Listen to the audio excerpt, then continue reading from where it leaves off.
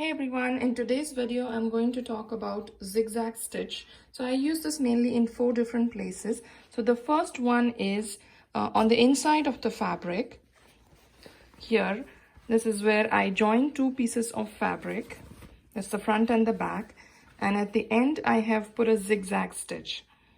This is mainly to prevent the fraying of the fabric after multiple washes. So you see here little threads coming out, but it won't come past this zigzag. That way the dress won't get spoiled. So this, I have used this on satin, and then it's also required to use on cotton material. So the second use is when I'm using stretch material. So this is stretch fabric. There's something called a stretch stitch or like a narrow zigzag. So we need to use that stitch when you're joining 2 pieces of fabric using stretch material.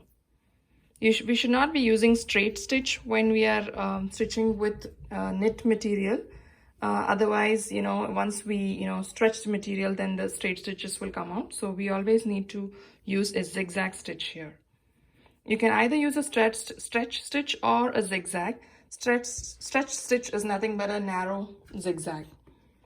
Then the third place is when I'm doing applique. So this little bird and then the leaves and the tree branch, I have cut out and then stuck them onto this fabric. So if you see here, I have stitched a narrow zigzag around this applique. So this is another use where I use zigzag stitch. So the fourth place where I use this is along the edge of the fabric, to hem it.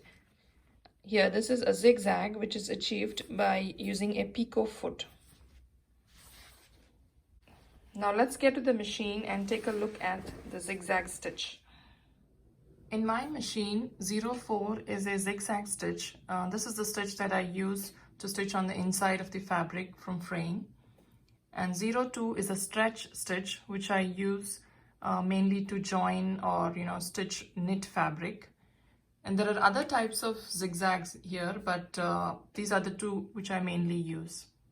I have set my machine to 04, that's a zigzag stitch.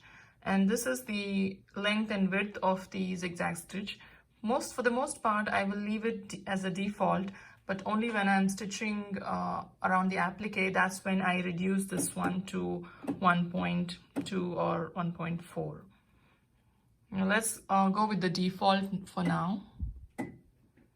Okay, I will start stitching now. You see that the needle is going left and right, and that is going to cause the zigzag stitch.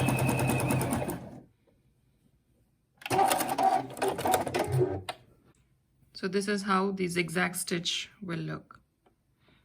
I hope you got an idea of the use of zigzag stitch. We will discuss more about the length and width of the zigzag stitch and the different fabrics, in a separate tutorial.